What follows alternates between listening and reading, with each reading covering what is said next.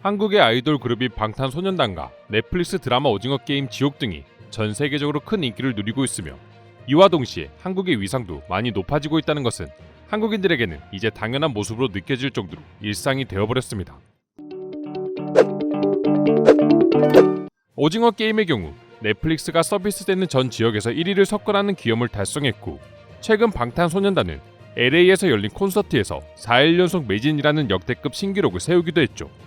이에 방탄소년단을 만든 하이브의 방시혁 이사의 의장과 오징어 게임을 연출한 황동혁 감독은 블룸버그 비즈니스 위크에서 올해를 빛낸 50인에 선정되기도 했습니다. 50인에 선정된 인물들을 살펴보면 메타버스 대표 기업인 로블록스의 최고 경영자 데이비드 버주키, 최연소 미국 연방거래위원회 위원장인 리나 칸, 신예 팝스타인 올리비아 로드리고 등이 함께 선정됐다고 하는데요. 여기에 한국인 2명이 이름을 올렸으니 당연히 자랑스러울 수밖에 없는 것이죠. 이처럼 한국의 위상은 계속해서 고공행진 중이며 단순히 잠깐 반짝이는 한류가 아닌 이제는 어느 나라에서나 한국 문화가 주류가 되어가고 있습니다. 그리고 이를 가장 잘 보여주는 국가가 바로 일본입니다. 일본인들은 과거 한국 문화는 싸구려이고 가치가 없으며 대부분 일본을 모방한 것이라며 한국 문화를 비하했지만, 그런 일본인들조차 이제 한국 문화를 주류 문화로 인정하고 즐기고 있기 때문입니다. 특히 일본 내 10대, 20대 그리고 여성들을 중심으로 한류는 빠르게 번지고 있다 하는데요.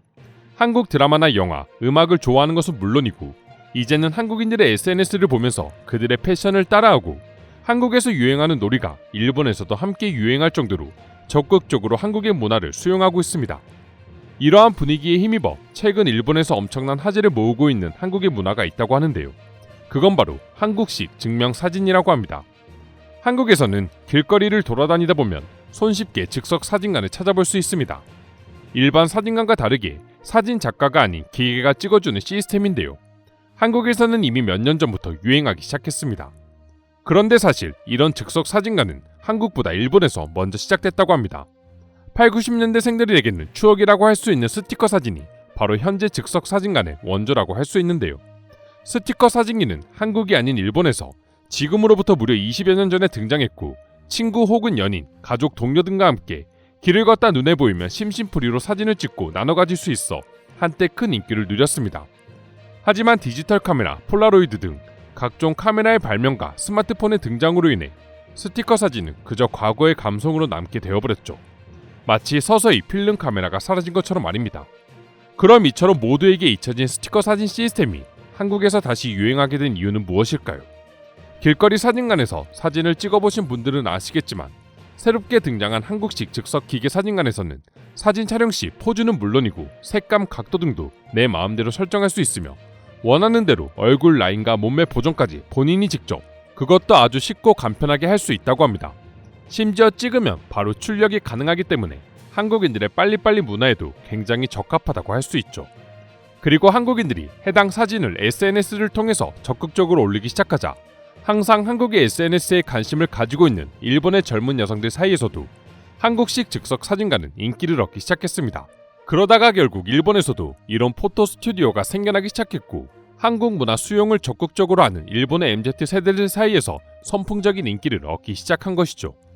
특히 도쿄 시노쿠보를 중심으로 이러한 셀프 촬영 스튜디오가 생겨나고 있다는데요.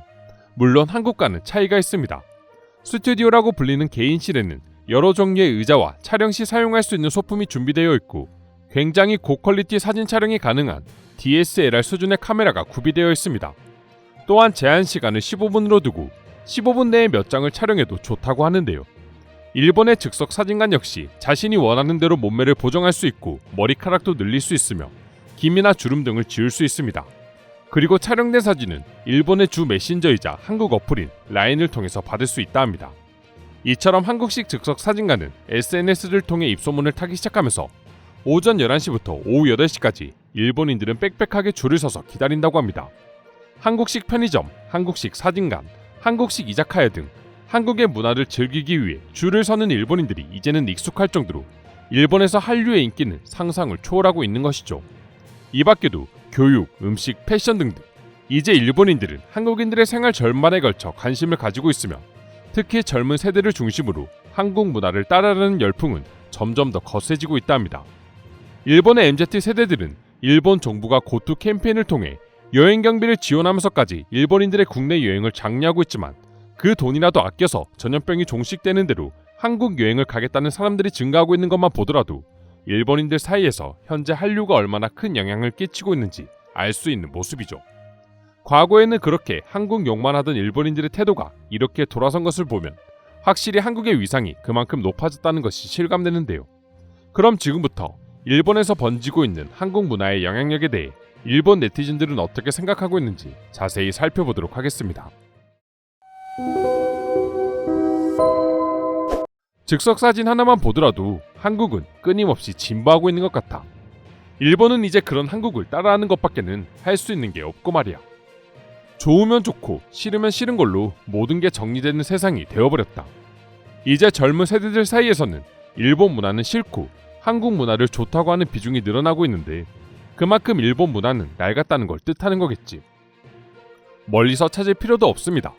한국 문화는 실제로 우리 생활 깊숙한 곳까지 자리하고 있는 것 같아요.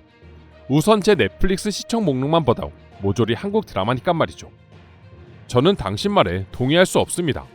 제 주변에서 한국 드라마를 보거나 음악을 듣는 사람은 아무도 없어요. 일본에서 한국 문화가 유행이 된 건 이미 10년 전부터였어. 물론 당시에는 대놓고 좋아할 수는 없었지만 지금의 젊은 세대들은 거리낌 없이 자신들의 감정을 표현하고 있거든. 도대체 한국 문화를 좋아하는 Z세대는 어디에 있는 것입니까? 그리고 기사는 한국식 사진관이 유행이라고 하지만 저는 저것을 한 번도 본 적이 없습니다. 할리우드가 하나의 문화인 것처럼 한국 문화도 단순히 해외 문화 중 하나일 뿐이다. 하지만 할리우드와 한류의 다른 점은 한류는 단순히 얼마 안 갈 유행일 뿐이라는 거야. 전염병 때문에 한국 컨텐츠가 인기라는 건 사실이 아닙니다. 이미 전염병 이전부터 우리 학교에서는 한국 드라마에 대한 내용이 매일 아침 대화 주제였거든요. 가끔 들려오는 일본의 한류 문화에 대한 기사를 접할 때마다 의문점이 들 수밖에 없네요. 저는 단 한 번도 한국 문화에 이토록 열광하는 사람들을 주변인들 중에서는 찾아볼 수 없었으니까요. 어른들은 잘 모르지만 어쨌든 젊은 사람들은 한국을 좋아하고 있습니다. 요즘 젊은 세대는 한국 문화를 따라하는 것이 유행이 아니라 당연한 게 되어버렸습니다. 얼마 전 제 딸은 용돈을 가불해달라고 해서 줬더니 다음날 호텔에서 한국 음식을 먹는 사진을 보여주며 한국을 따라하는 일명 도안놀이를 설명해줬고 너무나도 행복해 보였습니다. 이상으로 일본에서 번지고 있는 한국 문화의 영향력에 대해 일본 네티즌들은 어떻게 생각하고 있는지 살펴보았습니다. 오늘도 끝까지 영상 시청해주셔서 감사드리며 여러분들의 구독과 좋아요는 영상 제작에 큰 힘이 됩니다. 이상 종크TV였습니다.